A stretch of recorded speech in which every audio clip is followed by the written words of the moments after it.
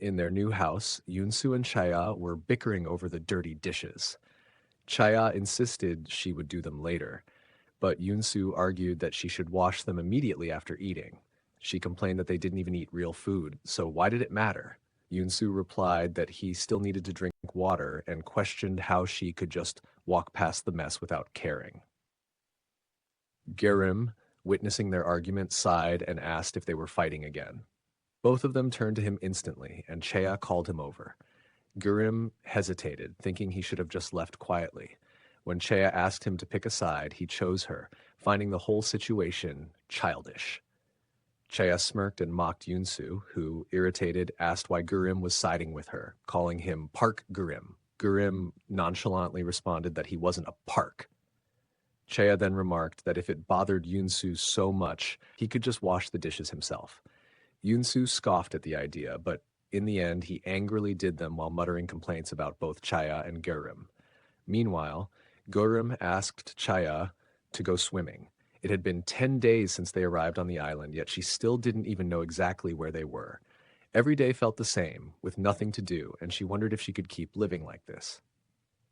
While lost in thought, she accidentally scratched her elbow on a rock. As soon as Gerim noticed her blood, his eyes turned yellow, and he quickly left in a panic. Chea sighed, wondering why they both acted like idiots when it came to her blood. One ran away, while the other... She stopped her thoughts there. Lying down, she recalled how Yunsu had asked her about how father was injured, but she hadn't told him. She decided to keep it to herself in case Yunsu broke his promise, since she still didn't trust him completely.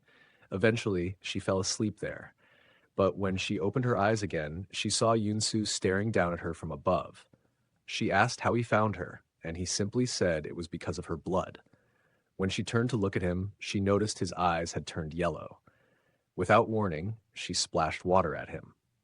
Yunsu asked what she was doing. She replied that she was waking him up since he always lost control when he saw her blood. Yunsu asked if she would prefer that he just bite her instead. In response, she pushed him into the water and walked away, saying she would give him blood when he was hungry, but not whenever he wanted. Yunsu sat there in the water, thinking about what she had just said. Later that night, while Chea was sleeping in her room, she suddenly opened her eyes slightly and saw Yunsu sitting in front of her bed. Startled, she asked what he was doing there. He calmly replied that he was there for his meal. Chea asked what he meant, and Yunsu reminded her that she had told him to come when he was hungry. Then he grabbed her by the face and pushed her down. Chea remembered that Gerim had told her vampires only needed to feed once a month, but it had only been 10 days since Yunsu last drank. As he leaned closer, she quickly pulled out a knife from under her pillow.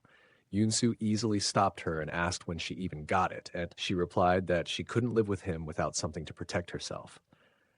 Yunsu told her the knife was useless and mockingly told her to go ahead and try. Then he threw it away, saying that this was what they had agreed on.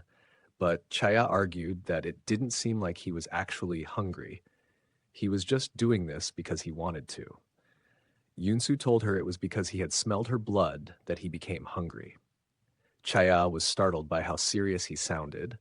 She told him to wait, then cursed at him. He simply asked, "And?" leaving her shocked at his shamelessness. Then she asked for a drink, saying she couldn't do this sober and that it would make her less afraid of him biting her. He agreed, and she asked for the glass to be filled to the brim. As they sat together, Chaya asked if vampires got drunk when they drank. Yunsu told her no, and she got annoyed that she would be the only one getting drunk. He pointed out that it would be dangerous for her if he got drunk, and she agreed. Then, before drinking, she warned him not to suck all her blood out. After that, she gulped down the whole glass in one go and immediately got drunk. In her drunken state, she called Yunsu and told him to drop dead. He stood up, saying that he wasn't going to wait any longer, but Chea said that she found it funny that he had actually been waiting for her. This surprised Yunsu himself, and he stopped. Then she turned her face toward him and asked why he was staring at her. Meanwhile, somewhere else, a gray-haired man was talking on the phone. A voice on the other end asked if he had found them. The man replied that it wasn't easy to find someone who didn't want to be found, but told the caller to have faith in him. Then his face was revealed. He was talking to Father. Father asked what he had found so far, and the man replied that it might take some time, as they seemed to be very skilled at staying hidden. Father ordered him to report anything he discovered immediately, and not to keep him waiting. Then he turned to Rose and asked if she was upset that he had sent Leo to Korea. She replied that she didn't care. While shaving, Father accidentally nicked his cheek, and to his annoyance, the wound didn't heal immediately. Rose told him to focus on healing his body and then left. Meanwhile, in Korea, at Yoon-soo's mansion, Leo, the silver-haired man, wondered who could have done this to Father. If there was a way to hurt Father, he wanted to know about it. But first, he needed to find Park Yoon-soo. However, no matter how much he searched, he couldn't find a single trace of him in the house. It was as if Yoon-soo was living like someone who could disappear at any moment. Back in Chea's room, Yoon-soo stared at her, thinking to himself that this wasn't about looking at her. She was simply a way for them to avoid leaving bodies behind. There was no need for hypnotizing or kidnapping. She was a living blood supply. He smirked, realizing that for a vampire in hiding, this was the most important thing, and she was exactly that. Chea finished the rest of the wine and walked over to Yoon-soo. She told him that she was ready. As she stood very close to him, he assumed she was going to kiss him like last time, and remarked that she was really drunk. He thought to himself that it wasn't a problem and leaned in. When he kissed her, she tried to say something, but he didn't care and kept going. Then she pushed him back slightly and told him that she had agreed to let him take her blood. But what was he doing right now? Chea went to her bed, leaving Yoon-soo standing there, surprised by his own thoughts. She told him to get it over with, calling him a stupid mosquito. Yoon-soo stared at her, thinking that there was just no way it could be true. He stepped closer, convincing himself that he only wanted her blood and that she was just amusing to mess with. As he scratched her neck and began to drink, he kept telling himself that this was the only reason, that he shouldn't think about anything else, that he didn't have any feelings. But then suddenly he saw rose vines wrapping around his leg, slowly creeping up toward his neck. Chea called out for him to stop, and the vision vanished. Yoon-soo was left bewildered. What was that hallucination just now? Why had he seen it? He turned his head toward Chea, and as he looked at her, a realization struck him. He stared at her in silence, finally understanding why he'd been so reluctant to let her get close. He hadn't wanted to admit it, but it wasn't just her blood that he wanted. It was Han Chea herself. Both of them woke up exhausted the next day, weighed down by memories of the previous night. Chea was dying from embarrassment, though she couldn't remember everything clearly. She wondered what exactly she had done that even Yoon-soo had looked surprised. The thought of him knowing something he could use against her made her even more frustrated. Deciding she couldn't face him, she resolved to stay in her room all day. However, later in the evening, she finally stepped out and ran into Gurim. She asked him where Park Yoon-soo was, and Gurim replied that he hadn't come out of his room at all. Chea thought to herself that this was good. Then Gurim suddenly asked if she had been drinking last night. When she admitted that she had, he looked surprised and asked if it had been with Yoon-soo. He then remarked that it must have been tough for Yoon-soo since she acts like a dog whenever she drinks. Chea immediately became flustered by his comment. She walked into the kitchen, only to find Yoon-soo already standing there. Her face turned completely red at the sight of him. Embarrassed and frustrated, she shot Gurim a glare, demanding an explanation, but he simply shrugged and remarked that maybe Yoon-soo had gotten thirsty. Yoon-soo, appearing perfectly calm, asked what they had been talking about. Gurim, ignoring Chea's reaction, casually asked Yoon-soo if something had happened last night. Yoon-soo glanced at Chea. She hesitated before asking what exactly she had done. Noticing that she didn't remember, Yoon-soo simply smiled and said, "Nothing." Chea froze. That answer only confirmed her worst fears. She had definitely done something. She sat down and asked Gurim to make her some food, but he refused, saying that she should do things for herself sometimes. She reminded him that he was the one who banned her from cooking in the first place because she was terrible at it. Gurim, however, turned to Yoon-soo and suggested that he should be the one to help her. Since he was getting blood from her, he should at least have some conscience. Without giving them a chance to argue, Gurim quickly left, leaving the two of them alone in the kitchen. But Gurim had another reason for leaving them alone. He wanted to secretly enter Yunsu's room. Once inside, he accessed the computer and began searching for information on Rose Gray. Gurim discovered that Rose was a famous painter. Realizing that he needed to meet her to gather more information, he decided to send her an email.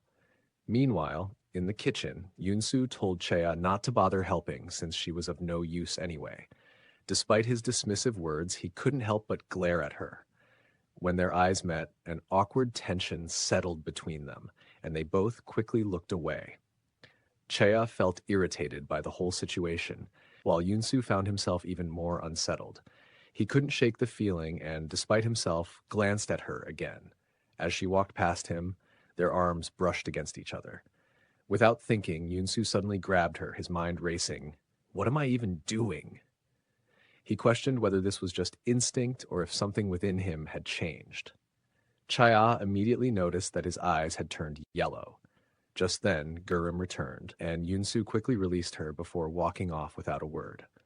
Still confused, Chaya turned to Gurim and asked if he could smell any blood on her.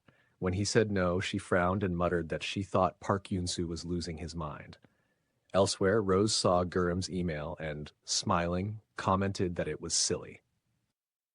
Rose replied to the email asking, "Is that you?" hoping it wasn't Gurim. Just then, Leo entered her room, playfully asking if she had missed him. He put a pendant around her neck, while casually inquiring if she was close to Yunsu. Rose replied that it was long before Leo was even born, so there was no point in asking her. She had no idea where they were. Leaning in closer, Leo asked why she had changed when she used to be so sweet to him. She simply responded that it was because she hadn't expected him to grow up like this. Leo, unfazed, just grinned and remarked that he had grown up to be handsome. Before leaving, he asked her out on a date, but she refused. After he left, Rose checked her email again. Gurim had confirmed his identity and asked to meet her. Meanwhile, Gurim was quietly sneaking out of Yunsu's room when he ran into Yunsu himself. Yunsu immediately demanded to know what he was doing in his bedroom. In response, Gurim pulled out a button, father's button, and said that he had found something. Without waiting for a response, he left, stating that he was taking it with him. The next day, Gurim found himself troubled. He knew he wouldn't be able to sneak into Yunsu's room again after last night's incident. He considered asking Yunsu to go out, but he knew that Yunsu wouldn't listen to him. As he observed Yunsu and Chaya interacting, he initially assumed they were about to bicker again. However, he soon noticed something different this time. Shocked, he realized that Yunsu's behavior toward her had changed. At first, Gurim wondered when Yunsu and Chea had become so close, but he quickly realized that the one who had changed was Park Yunsu. He looked oddly pleased, even when Chea was cursing at him. As she walked away, still cursing, Gurim couldn't help but think that she was right. Yunsu had really lost his mind. Later, Gurim casually brought up the topic and asked Yunsu if he liked Chea. Yunsu didn't reply at first, and Gurim figured that, of course, it wouldn't be easy for someone as egotistical as Park Yunsu to admit it. But then, to his surprise, Yunsu simply smiled and asked, "Why?" Gurim was taken aback. He hadn't denied it. He told Yunsu that lately, he couldn't seem to keep his hands off Chea and stared at her like crazy. Yunsu thought for a moment before asking, "Am I not allowed to?" Gurim was completely shocked and asked if he was being serious, but Yunsu dismissed him, saying it was none of his concern, before walking away. Gurim smirked to himself, thinking that he had just gathered some valuable information. Next, he went to Chea and asked what she thought of Yunsu. As expected, she immediately said that she hated living with him. So, Gurim asked if she wanted to go out, but she refused, saying that aside from Yunsu, everything else about the island was perfect. He then told her to ask Yunsu to go out since he needed to leave. Chea agreed, but only if she got paid for it. Gurim was dumbfounded. She insisted that she wouldn't do it for free, and he muttered that she was just as crazy as Yunsu before reluctantly agreeing. That night, Chea went to Yunsu and told him that she wanted to go out. He bluntly refused. He reminded her that she already knew what would happen if they went outside. She then offered to do all the dishes, but it didn't work. Thinking for a moment, she pointed to the scratch on her neck, reminding him that she had given him blood. Yunsu's face immediately turned red. The moment she pointed it out, he quickly turned his head away and agreed to her request. The next day, Gurim knocked on Chea's door, trying to wake her up since they had plans to go out. She walked out of her room but headed straight to Yunsu. Standing in front of him, she told him that he annoyed her so much, then immediately fainted. She had come down with a fever. Gurim told her to eat, saying that Yunsu had declared they wouldn't go out unless she finished her meal. Chea was surprised and muttered that she was sick because of him. Then she hesitated before asking Gurim if it was really okay to go out, considering Yunsu didn't like it. He replied that they had to leave sooner or later. He couldn't live there forever. After Gurim left, Chaya thought to herself that she couldn't stay there forever either. She wondered if her sister and grandmother even realized she was missing from Korea. Would they even care if she died? Would they actually be happy about it? As she drifted off to sleep, she dreamed of a time when she was a child and had a fever.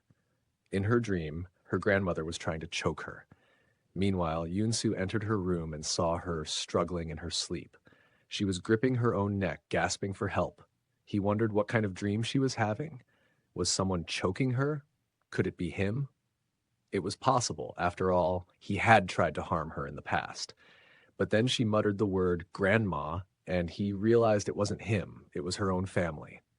As he moved closer, she suddenly grabbed onto his shirt in her sleep.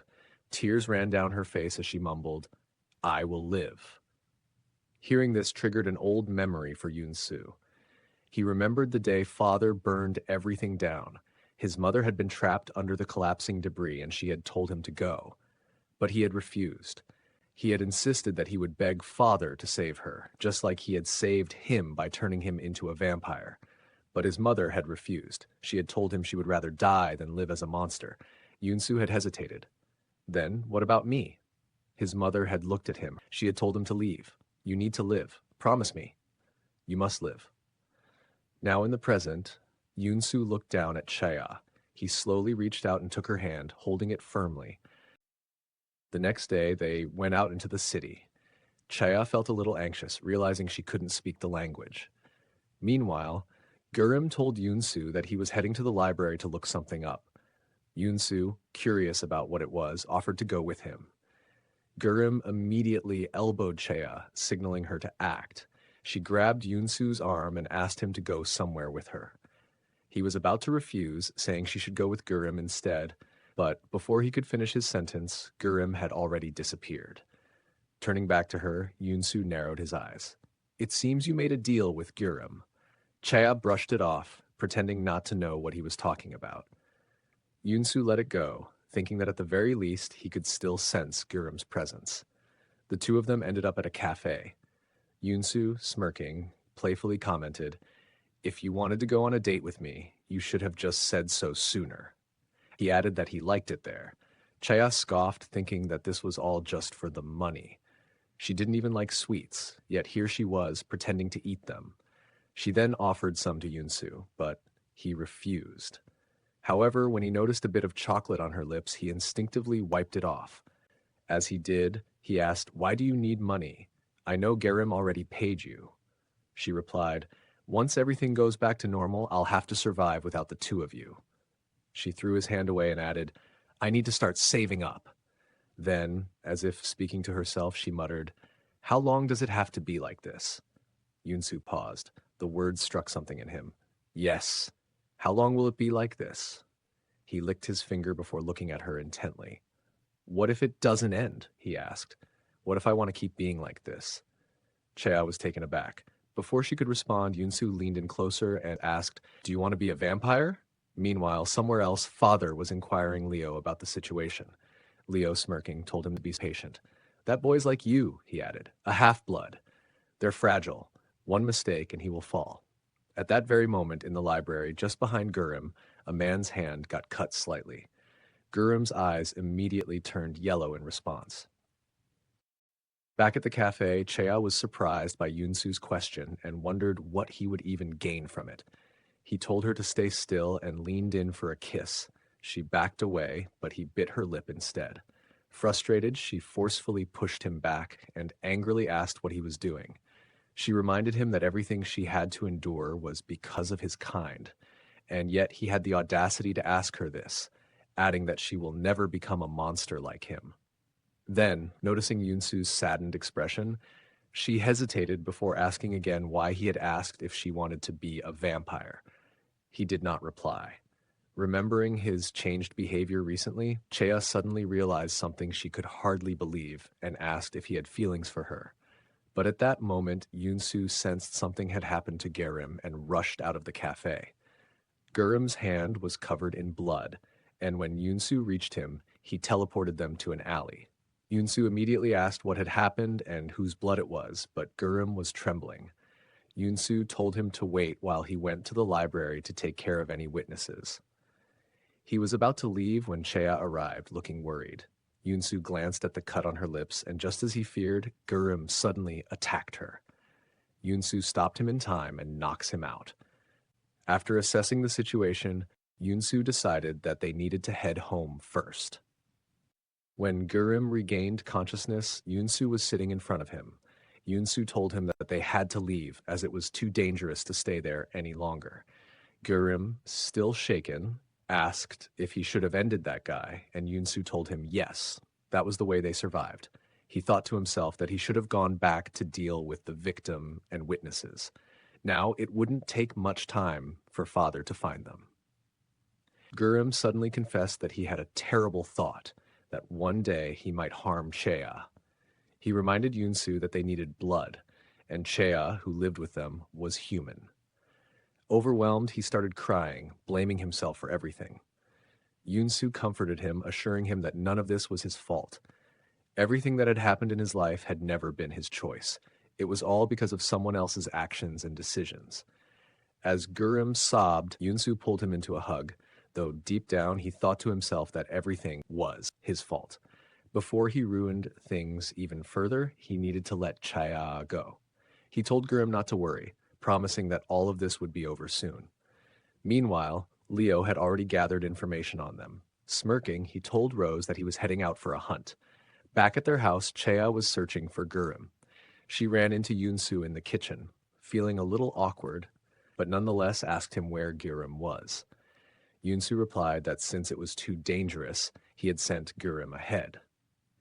As the realization sank in, she understood that now, the two of them were the only ones left in the house. Yunsu glanced at her and casually asked if they should eat first. Chea sat at the table while Yunsu cooked. He was about to say something, but she cut him off, reminding him of their interactive promise. He asked if she wanted to end it, and she replied that she wanted to go back to Korea. Yunsu served her steak and wine, then said he would let her go. She had to drink this blood. Without hesitation, she drank it, confidently stating that she wouldn't be fooled again. As expected, it was just wine. Yunsu then told her that she could leave on one condition. She first traveled with him to another country without asking any questions. She accepted and asked when they would leave. He told her, soon. Later, Chea was walking alone on the beach, deep in thought. If she had known Gurim was going to leave, she would have told him that his blood could harm Father. Then another thought struck her. It was strange that Yunsu let Gurim go when he never left him alone. Inside the house, Yunsu sat by the piano, feeling frustrated. This was what he wanted, so why was he so unsettled by Chea's words? Suddenly, she came running in and demanded to know why he let Gurim go alone. If they were in danger here, what was he waiting for? Yunsu looked at her and asked if she was scared, telling her not to worry, but then he added that she wouldn't believe him even if he said so. It's because it's you, she replied. Without warning, Yunsu grabbed her by the waist and lifted her onto the piano. Leaning in closer, he told her to say it, to say with her own mouth that she wanted him to protect her, that she wanted him to stay with her, but Chea only smirked and shoved his hands away. She told him that she knew what was going on in his head. Then, meeting his gaze, she reminded him that it wasn't her who wanted this, it was him. Grabbing his collar, She pulled him closer and whispered, "So shouldn't you be the one asking me to stay?" To Chea's surprise, Yunsu grabs her hand and kisses it, asking if he can have her. She quickly pulls her hand back and asks if this is some kind of joke. She tells him that if he truly wanted her, he should have treated her better. But now he only regrets it. Then she shoves him away, calling him a jerk. She reminds him that he pushed her to the edge of a cliff every chance he got, toyed with her life, and used her as a pawn. But now he's suddenly saying he likes her. Yunsu pulls her in closer and asks, "Why can't I like you now?" before adding, "I know you'll never like me." Chea struggles to break free from his grip, and in the process, her cheek gets scratched. She steps back, noticing Yunsu's eyes turning yellow. Narrowing her eyes, she asks if he wants her blood, mocking that he loves her blood and that it looks like he's losing his mind because of it. Suddenly, Yunsu moves in even closer, momentarily imagining himself kissing her. Chaya tenses and orders him to back off, but instead, he simply holds her, resting his head on her shoulder. Whatever he's feeling right now, she tells him he better resist it. He lifts his gaze, looking at her intently. "If only you knew how hard I've been trying." Then, wiping the blood from her cheek, he softly says, "Let's end all this." Without warning, he smears the blood onto her neck before turning and walking away. In the next scene, Leo arrives at their hideout only to find that they had already left. On the table, Yunsu had deliberately left papers for a cruise ship, as if inviting Leo to come after them. On the cruise, Chaya and Yunsu were together. He asked her why she wasn't going inside the room, to which she replied that she didn't want to be alone in a room with him. He assured her that he wasn't going to do anything, but she didn't believe him. Chaya then questioned why they were traveling on a cruise if they were supposed to be discreet, but Yunsu didn't respond. Frustrated, she left. But no matter where she went, Yunsu kept following her. While alone in the restroom, she suddenly heard someone calling for Jurim. She quickly looked around, but no one was there. Uneasy, she rushed back to Yunsu. Later, as they were getting off the cruise, she told herself that she must have misheard it due to her anxiety, and that it was all Park Yunsu's fault. Meanwhile, Yunsu told her that it was time for them to go their separate ways and told her to take care of herself. Chaya told herself that she didn't regret it, not even a little. From the beginning, they were never meant to be together. Looking away, she told him goodbye, adding that it was not nice knowing him. As she stepped forward, she was pushed by the crowd. Instinctively, she reached out toward Yunsu, but before he could react, he vanished into thin air. For a moment, she asked herself, who was I even trying to reach? What was I expecting? There was no one by her side. Trying to distract herself, she thought about how, with the amount of money Yunsu had given her, she could live a better life. But suddenly, someone grabbed her hand. It was Leo, smiling as if he was pleased to have caught her.